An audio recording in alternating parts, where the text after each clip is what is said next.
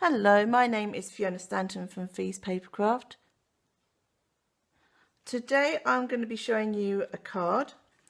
This is using the Feathery Friends stamp set, the Petal Garden designer series stack. It's a little 6x6 pack, and we're using the stitched frames, the stitched oval frames dies, the seasonal layers dies, and also some of the fresh fig ribbon. So I just wanted to show you how nice it is sometimes to tear your paper. You don't have to be too precise.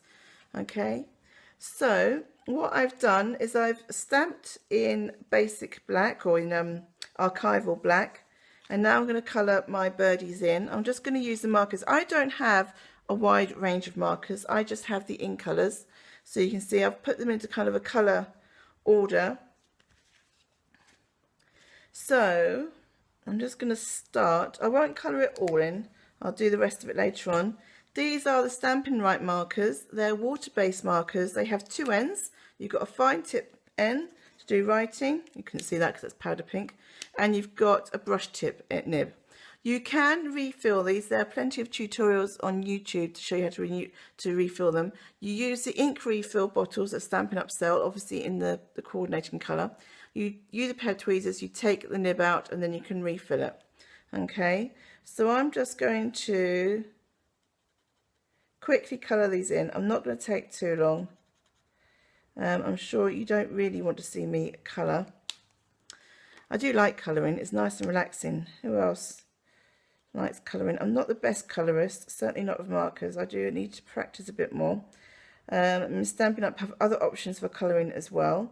You can use a water brush or an aqua painter with the inks, either using, what you do is when the ink pad is closed, you squish it so you get ink on the top lid of your ink pad, and then you pick that ink up using your water brush or your aqua painter. Or you can tap a little bit of the ink out on a silicone mat or an acrylic block, anything that's obviously non-porous. Or you can, if you're doing lots of colouring, you can use the ink refills, put them onto a silicone mat and just dip your brush into it. I love doing smooshing. It's something I learned at demonstrator training. It's where you put a whole mixture of ink refills onto a silicone mat, or again anything that's non-porous, and spritz it with water, and then you smoosh your paper into it. Normally watercolour cardstock, because obviously that's best for sorry, this one's quite juicy, this pen. Yes, so you use watercolour cardstock because the ink and the water will travel better and it will look better.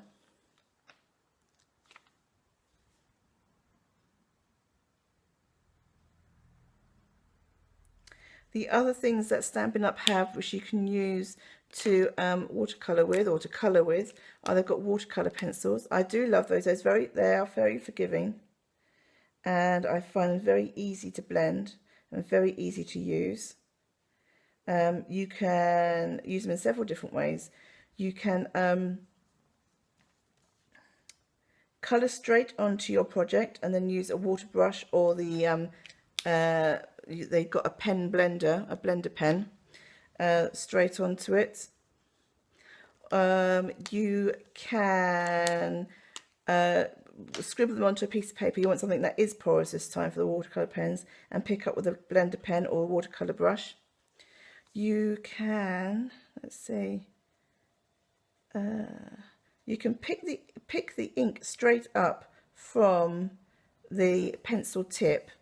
You need to be careful you don't get the actual wood bit of the pencil wet, because then the water might travel up the barrel of the pencil, if you like, and it could get it could activate your ink already. Therefore, it won't be very good when you use it in the cardstock. But if you're careful, you can pick up the ink straight from the nib of the pencil and colour on like that. The blender pen is quite good. The blender pen and the aqua brush do give different finishes to it. So I said I wasn't going to colour that much, but look at me, I'm going to colour them all in now, aren't I? That's because I can't help it. I'm sorry. I hope you don't get too bored watching me colour. I find it quite relaxing. I'm sure we've all got the colouring books at home. Do we all like those colouring books? Well, Stampin' Up! Have got some lovely designer series paper, which are great for colouring. You can colour them in. They've also got some open stamps, like the Feathery Friends. This is a Hostess set, by the way. But they do have other stamp sets that aren't Hostess sets, which would be great for colouring. Not too far now, she says. Got to concentrate around these tricky bits. As you can see, my colouring isn't great, but I am doing it. Normally I take my glasses off and hunch right down. I get told off by my children. You're not colouring in the lines. The other thing I've done with the birds, which you might have seen before, if you don't like colouring and you don't want to spend ages colouring, which I can perfectly well understand, you can, I've done it when, again, it's a smooshing technique where you've put ink down onto a craft mat. Which colour? This colour. And smoosh the birds into it, or smoosh the background and stamp the birds onto it. And that's worked quite well. Right, just the beaks to go. I bet you enjoyed that, watching me colour. Possibly as interesting as paint drying. But hey ho. Right, so those are my birdies done. Doesn't take too long. Here is my background. So I'm using slightly different colourways. And I'm going to use this paper. I'm going to turn it upside down. I'm just going to tear. Okay. Doesn't have to be perfect. Turn it round, and then that's going to stay. That's going to, oh, I've got my almost right. And I've done it, this one, I tore it with the picture facing me. So you don't get, you get the picture or the design all the way up to the edge. This time I tore it with the opposite side facing me. So you get that white line, which I quite like because I think it goes well against that green. It gives a separation between the two papers. So I'm just going to plonk that down, stick that down. It's a very pretty paper pack, this oh. See, now I can't get it right. Where was I? Isn't that funny? The Petal Garden. It also has a Memories and More card kit that coordinates with it. So that looks lovely. So this is great for your memory keeping as well. Right. Second thing I have. See, I haven't. If you look at my original one, this is not quite as high. But this is from, oh, I can't pick it up, the Seasonal Layers die cutting. This is the branch, and it's quite useful. There is a branch and leaves with this stamp set, but I can't be bothered to cut all that around because there's no dies with this. It's all individually cut. I'm just going to blob some Tombow. You can use your fine tip glue if you wanted to.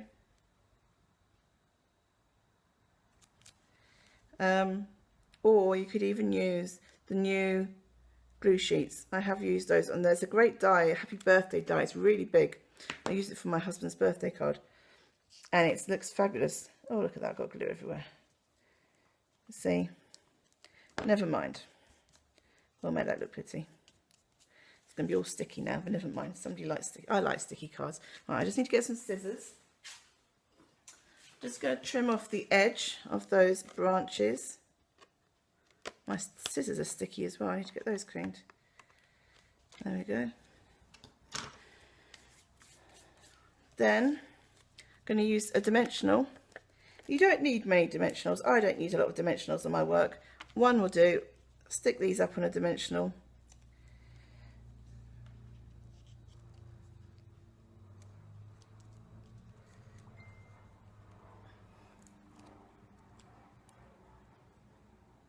And then stick that one up on a dimensional. Last thing, or two more things, stick my greeting on. I've just used the reverse of my papers. There we go, and that stamp is from the Eastern Palace stamp set. Enjoy today. So then